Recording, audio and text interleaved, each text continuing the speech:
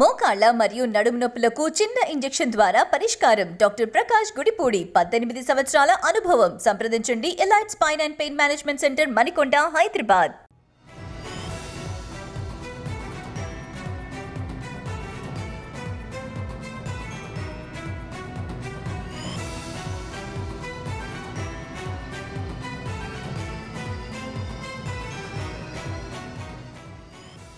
Breaking news చూస్తున్నాం. BRS ఎమ్మెల్యేలు తలపెట్టిన చలో అసెంబ్లీ ఉద్రిక్తతకు దారితీసింది. అయితే హైదరాబాద్ ఎమ్మెల్యే క్వార్టర్స్ నుంచి ఆటోలో చలో అసెంబ్లీకి బయలుదేరిన కుత్బుల్లాపూర్ ఎమ్మెల్యే వివేకానంద గౌడ్ అసెంబ్లీ వద్ద పోలీసులతో ఘర్షణకు దిగారు.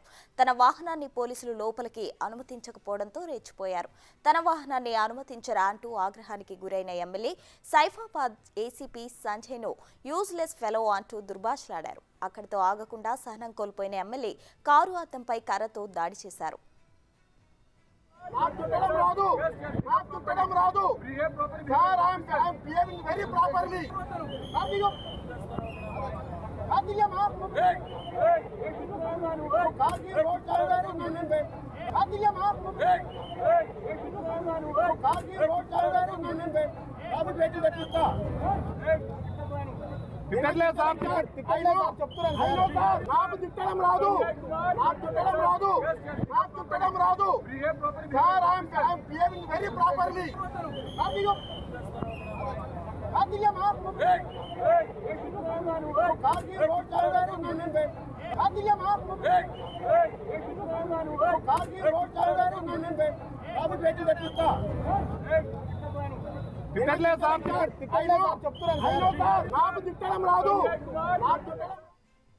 ఇదే అంశానికి సంబంధించి మరింత సమాచారం మా ప్రతినిధి సైదులు ఫోన్ లో అందిస్తారు. సైదులు చెప్పండి.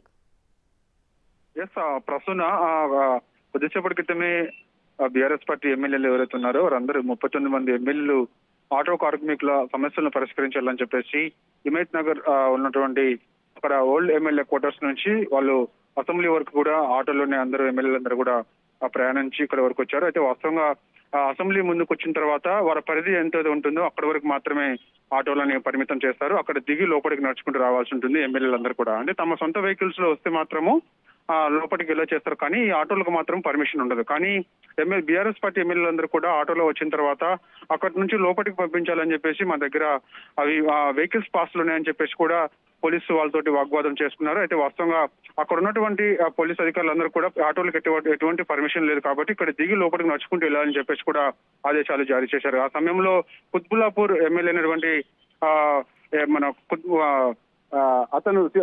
అతను కొంత మన ఏసీపీ తోటి కొంత వాగ్వాదం చేసుకున్నారు. అయితే వాస్తవంగా వివేకానంద గౌడ్ కి మధ్య ఏసీపీకి మధ్య కొంత ఒకరిపై ఒకరు పరస్పర విమర్శలు కూడా చేస్తున్న నేపథ్యం కనిపించింది. అయితే వాస్తవంగా అప్పటికీ ఏసీపీ కూడా అక్కడ ఉన్నటువంటి పరిస్థితిని దృష్ట్యా సార్ కొంచెం రిక్వెస్ట్ చేస్తున్నాను, దయచేసి మీరు కొంచెం దిగి నడుచుకుంటూ వెళ్ళాలని చెప్పేసి కూడా అక్కడ కుత్బుల్లాపూర్ ఎమ్మెల్యే వివేకానంద గౌడ్ని రిక్వెస్ట్ చేయడం జరిగింది. ఆ సమయంలో అతను ఒకేసారి కొంత ఆగ్రహం వ్యక్తం చేశారు ఏసీపై.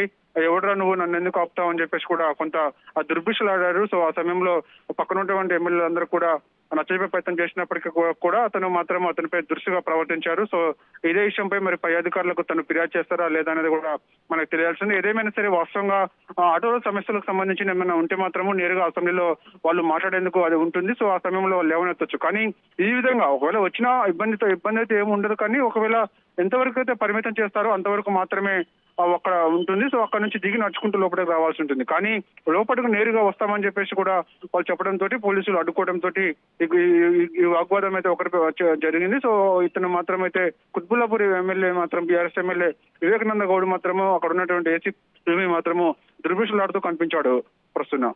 అయితే సైదులు కారుపై దుర్భాషలాడి కారుపై దాడి చేసినట్లు మనం చూస్తున్నాం. ఈ నేపథ్యంలో పోలీసులు ఎటువంటి చర్యలు తీసుకున్నారు? వాస్తవంగా ఈ విషయంపై కూడా పై అధికారులకు ఫిర్యాదు చేస్తారని చెప్పేసి కూడా భావిస్తున్నారు. అయితే వాస్తవంగా కొంత సీఎం గారు వచ్చే మూమెంట్ ఉన్న నేపథ్యంలో అక్కడ ఉన్న ఏమంటే పోలీసులందరూ కూడా అలర్ట్ అయ్యారు. కాబట్టి సీఎం గారు లోపలికి వచ్చిన తర్వాత ఖచ్చితంగా ఈ విషయాన్ని పై అధికారులకు ఫిర్యాదు చేస్తా ఉన్నారు. ఫిర్యాదు చేసిన తర్వాత కుత్బుల్లాపూర్ ఎమ్మెల్యే అయినటువంటి వివేకానంద గౌడ్పై మరి ఎలాంటి చర్యలు తీసుకుంటారో అనేది కూడా మనకు తెలియాల్సి ఉంటుంది. Right Saidulu, thank you.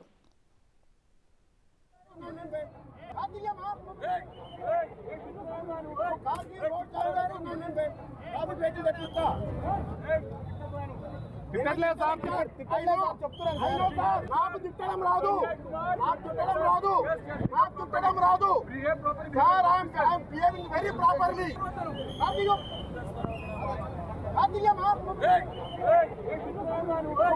Road చాలు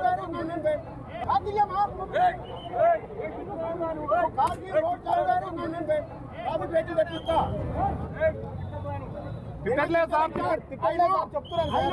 నాకు తిట్టడం రాదు, నాకు తిట్టడం రాదు.